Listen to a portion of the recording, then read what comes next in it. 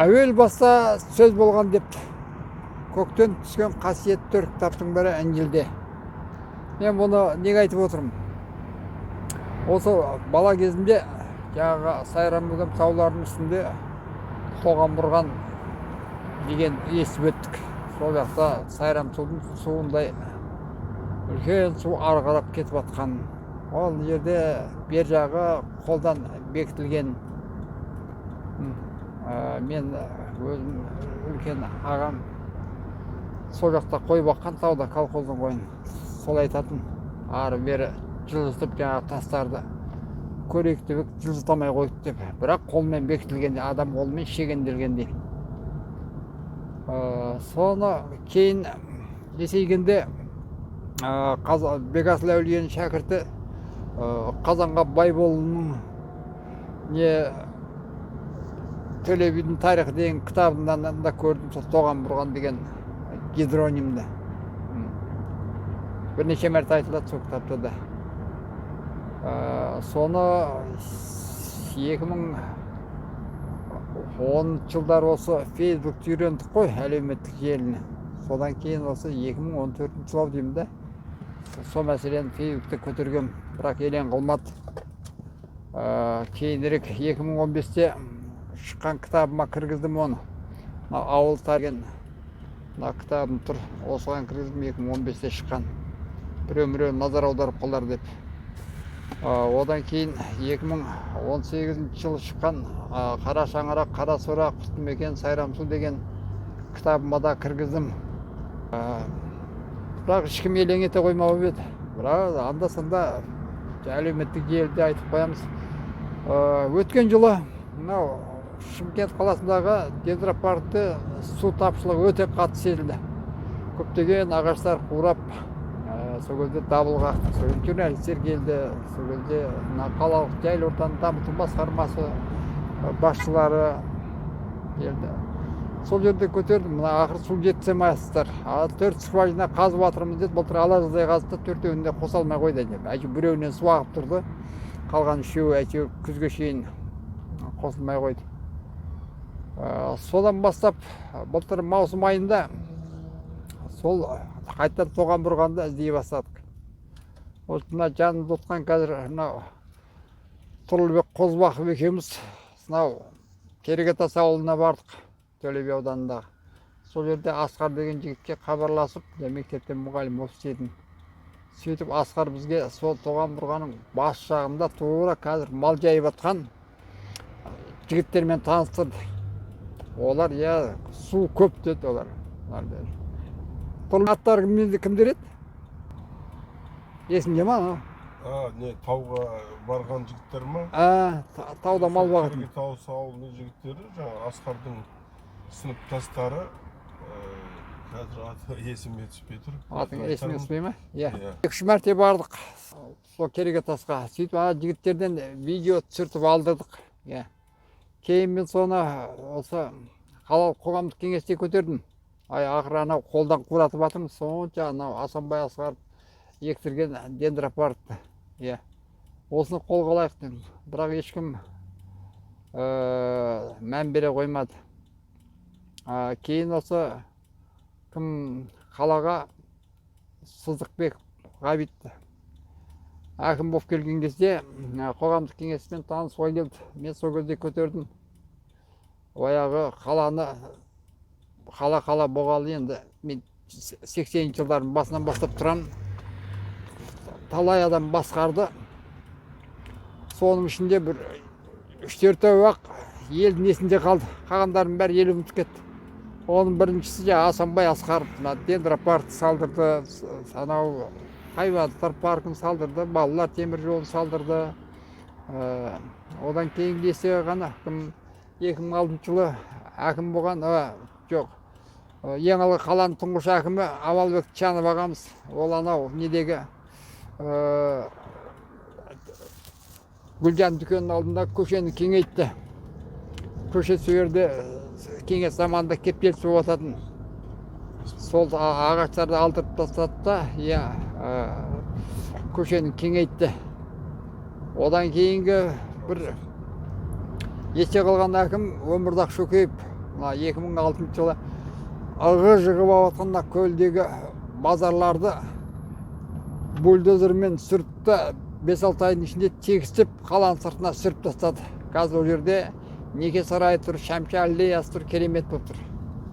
Одан кейін тағы бір есте қалған әкім кім әлгі Асқар Мырзахметов. Ол жаңағы даңқ аллеясын салдырды, ана Абай саябағынан мынау не Бәйдібек Ескершін түбінен жаңағы шаңырақ па бірдеме саябақ салдырды. Я сондай естелімі. Енді одан кейін тағы біраз әкім болды, соның ішінде тағы бір есте қалатын енді Әйтенов шығар. Ол 2 развязка салдырды. Мынау Тұрар Рысқұлов пен әлгі Қонай даңғылының бойында, Бәйдібек мен Арғынбек көшелерінің бойында қалаға әреңін өзгертетіндей жаңалық бұл енді развязкалар Әйтенов. Сонда Ғабит Сыздықбеков айттым, егер сізде сондай қала халқының есінде қалғыңыз келсе, менде бір ұсыныс бар дедім.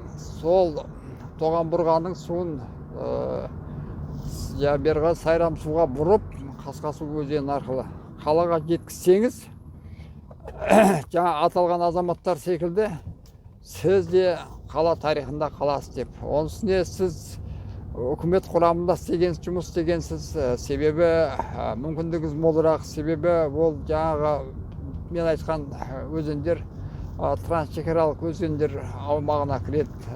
Яғни қалай болғанда Өзбекстан жағымен бір тоқайласуға тура келеді. Енді үкімет жасаған істеген сіздің қолыңыздан келеді деп.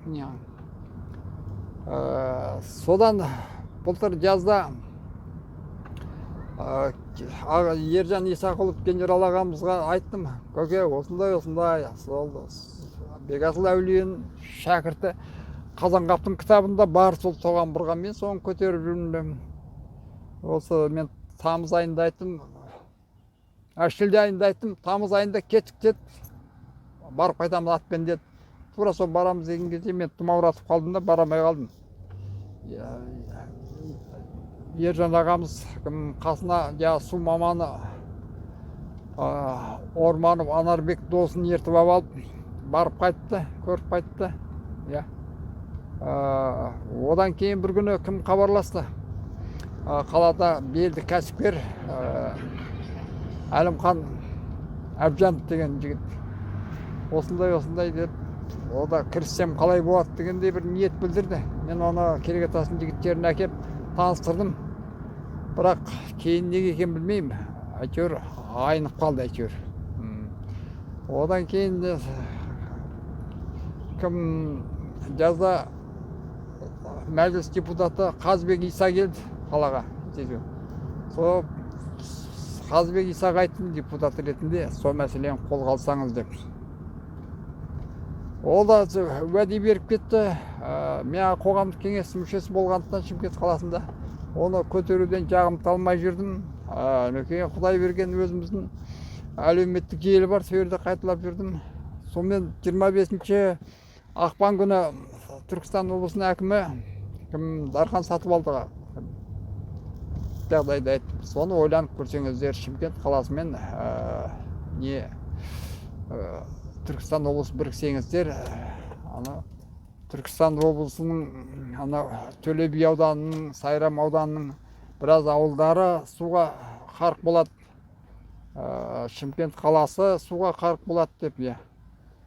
Болды деп қалған. Осы жақында 27 наурыз күні Шымкент қалалық қоғамдық кеңесіне тағы Шымкент қаласының әкімі Сыздықбеков келді. Ғабит мәжілісіне тағы айттым, осы мәселені айтып ем. Оны біз зерделеп жатырмыз деді, Тоған бұрған мәселесін. Мамандар тексеріп жатыр деді. Бұл енді қуанышты жаңалық.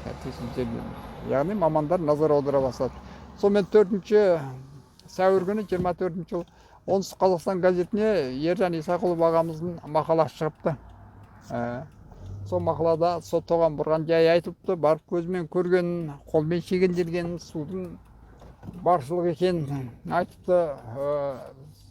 Қазақстанға белгілі кәсіпкер Сейітжановтар қолға алып жатқан көрінеді дегендей әңгіме айтты. Бұл өте қуанышты жаңалық. Бұл әуел баста сөз болған деген сол, міне. Жатқан тастың астына су кірмейді, көтеріп қазір жоғары деңгейге жеткіздік. Енді жаңағыдай қала мегаполис басшысының назары түсті. Түркістан секілді ірі облыстың басшысының құлағына жетті. Сейітжан секілді ірі кәсіпкердің кірісіп жатыр екен. Құдай қаласа, тоған бұрған бізге суы бізге қарай жетіп қалатын шығар. Сол күнді асыға күтейік ағайындар. Сол күнді көрсек арманымыз жоқ.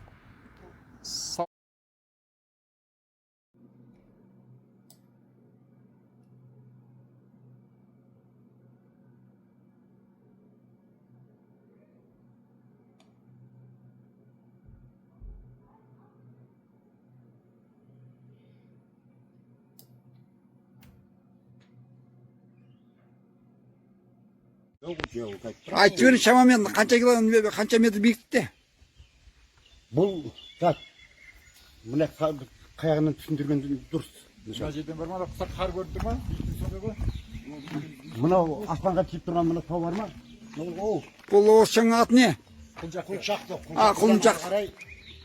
Сынау көрініп тұрған төбе ше? Сынау көрініп тұрған соның астында, сол кішкене төбе көрініп тұр ма? Соның астында. Тоғын бұрған деген жер бар. Соның астында. Соның бас жағында тоғын тауға шығып. Сол шоқы бар ма? Сол шоқының астында, шоқының астында. Сөйтіп былай кетеді. Соның шоқына былай кетеді су. Қасқа судың суына кеп қосылады. Барбадың бірақ кішкене ақабасы.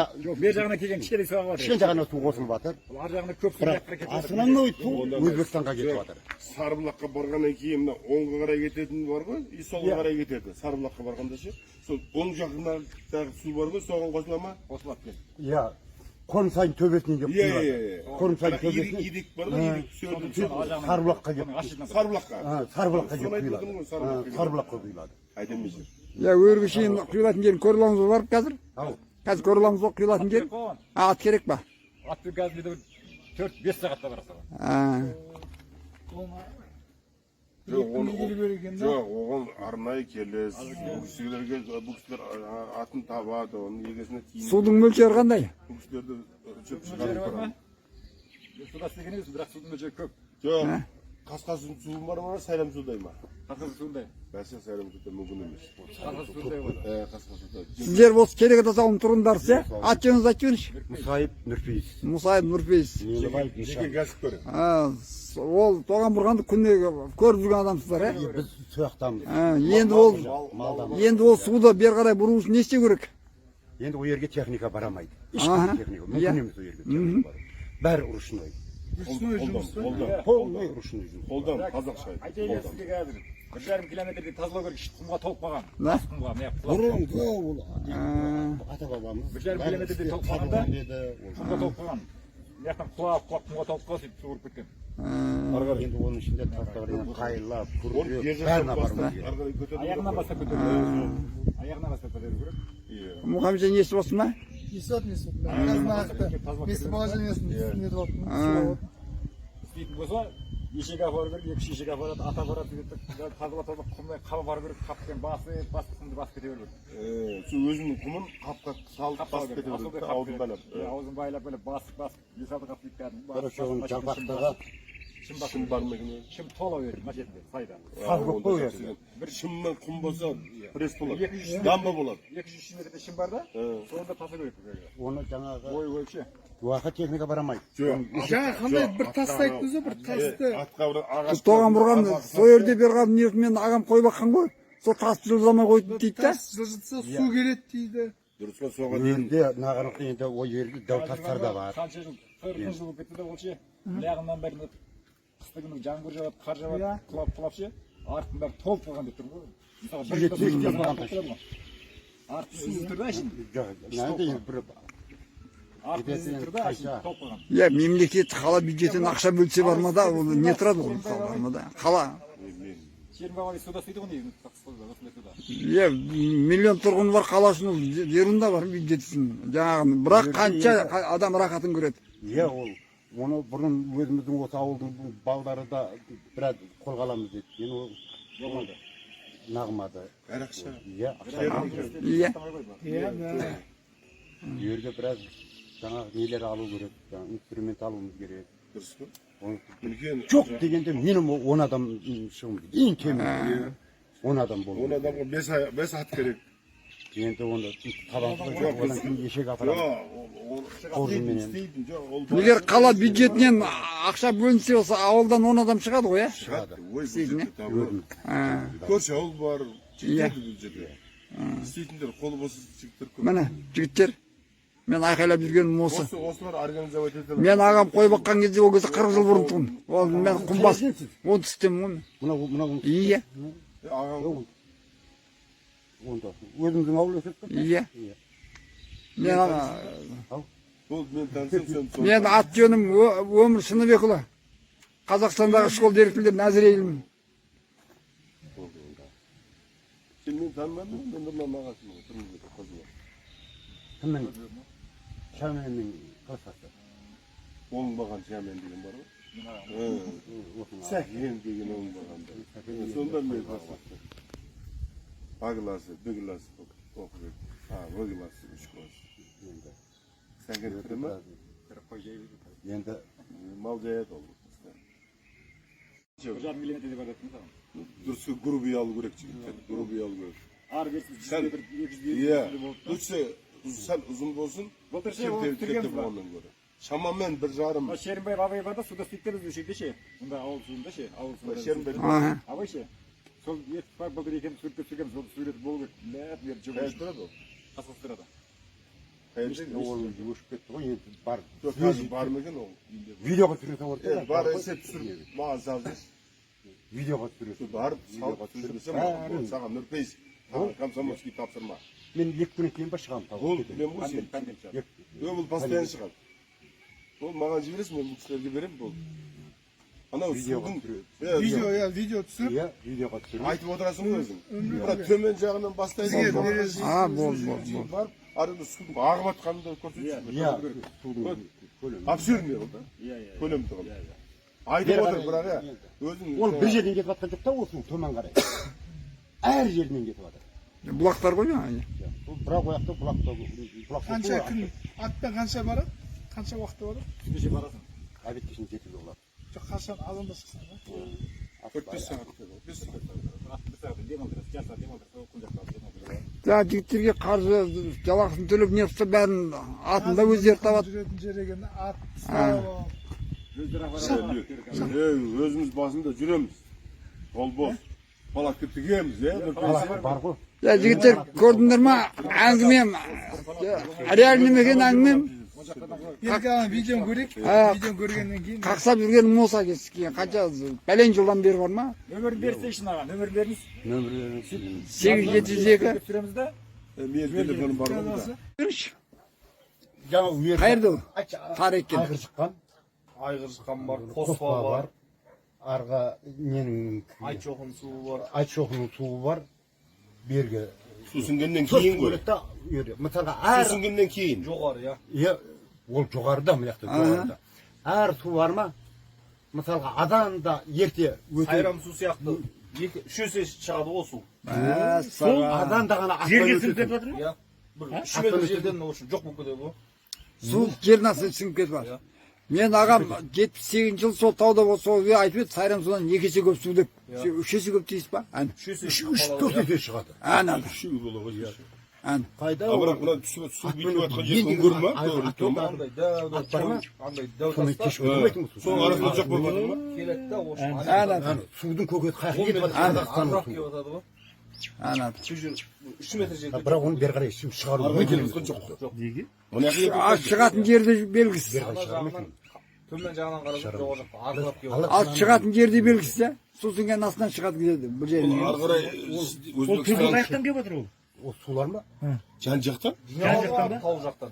Бүкіл таудың суы бір тұс жүйе жиналады. Мә Сайрам судан 3 есе көп су деген ол масқара ғой. сайрам суға башын жайып өтіп көрдіңіз, анау суды көргеннен кейін ше. Иә, ашын кешесің мына суды. Ол айғыр тыққаннан алыс бол. Сайрам суды көрді, бүгіннің өзінде сайрам су. Айғыр тыққаннан алыс бол. Bir өзеннен келген су ше. Айғыр жыққан Көбік болады, көбік. сосудың бәрі суы сіңіп кетіп жатқан сосулар ғой, айғыр жыққандар. Айғыр тыққанда соған қосылады ма? Ар жағы Өзбекстан Айғыр жыққан Ташкент. тағы, айғыр жыққан сияқты тағы бір су бар.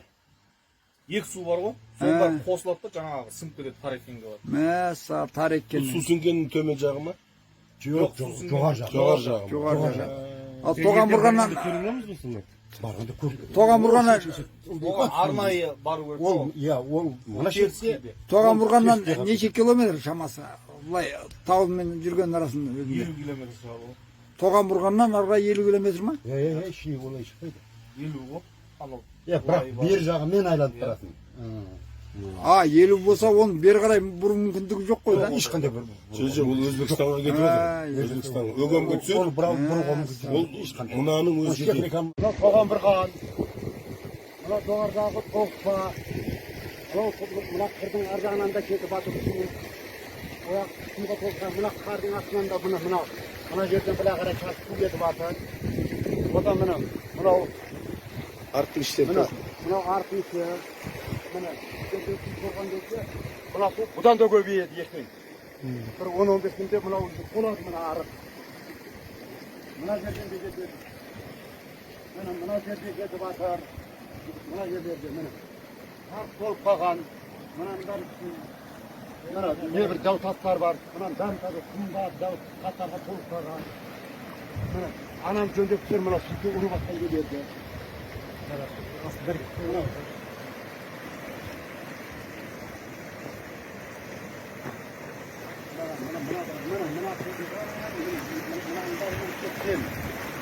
Mına жерде анадан бастап ішін тазалау керек қой. О, не мына ішін тазалау керек. Арқасы толған. Иә, арқа. Міне Құмға толған ғой құмға. құмға толған. Міне мынаның бәрі көрдіңіздер ме? Міне. Ертең мына су мына қар ерген кезде мына су бұдан да көбейеді де мынаның бетінен ағады бұна қарай кетеді міне. Бәрі жабу керек. Мына жасап түсіреді. Осы бәрі жабу керек. Мына арық үзе толып қалған құмға. Не деген тастар бар. Бұны где-то бір 3 километр не болып қала ма, иә, ұзындығы сынау. Осыға шейін содан түсірейді енді. Жүр. Жоғар. Мына жерде Ұрып атыр қастан. мына жерден де кетіп жатыр. Ол жақта да кетіп жатыр. Мына жерден де кетіп жатыр. Тастың арасымен. Мына жерден тастың арасынан кетіп жатыр. Мына тастарды көрдіңдер ме? Мына арық келіп қалған. Ана жақта кетіп жатыр. Ана тас түсіндіңіз бе? Тас бізге. О, су қанша су ағып кетіп жатыр мына Өзбекстанға. О, арза. Сол аяқты бөліп кетіп жатқан суды бөліп түсіреміз енді. Аяқ жағынан. Қалқа су кетіп жатқан жағын ояқтан да кетіп. Атталып келе береді.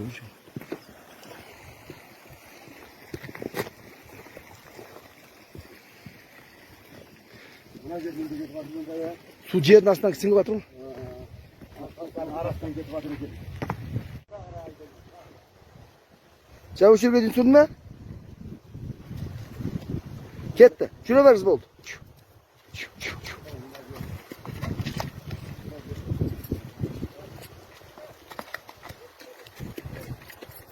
Türk koyadırıq mı? Kötörü vuruk da taslar.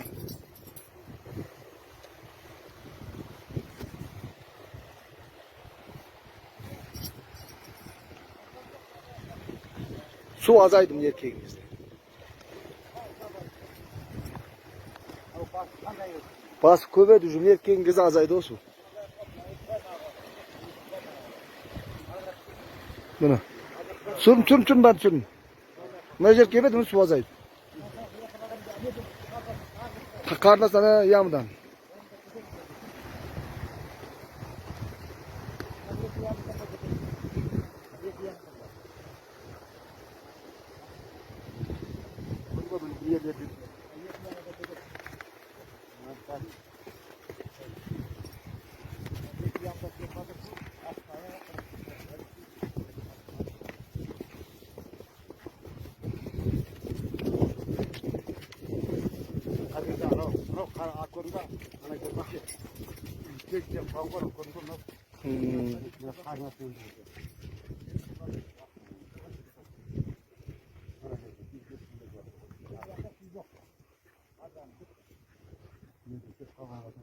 Şu yerде git o zaman. Ертең бір аптада еріп кетеді ғой бәрі. Ергеннен кейін көрінеді.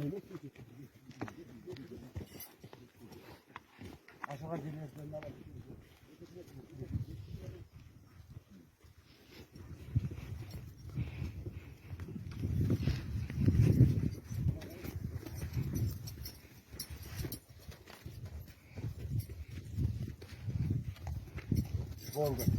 Bana ana kırık kırık pazarında buna çarşı yürüyecek buna sardı. Ya buna koşulma. Қосылы. Мына кішкентай су бар.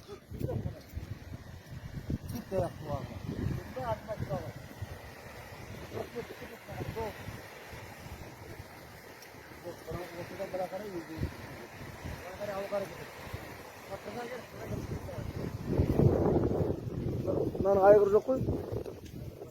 Некі ғой мынау? Айғыр бөліп кетіп тұр.